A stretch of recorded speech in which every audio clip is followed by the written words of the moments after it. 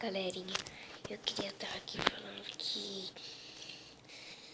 foi mal por eu não ter passado vídeo, porque eu tô me esquecendo muito do canal e minha mãe pede me usar da minha irmãzinha e tá. Eu tento postar vídeo todos os dias com minha mãe. Não vai postar vídeo não, você tem que cuidar da sua irmã.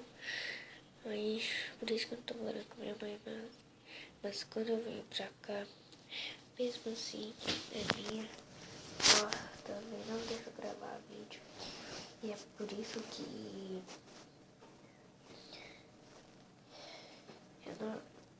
eu não posto vídeo esses dias. Por favor, eu tô confiando em vocês para chegar a só 100 inscritos, por favor. Só 100 tá bom. E 40 likes, por favor, galera. Eu não posto vídeo porque minha mãe não deixa, por favor. Só tô postando hoje que eu tô aproveitando que ela tá dormindo.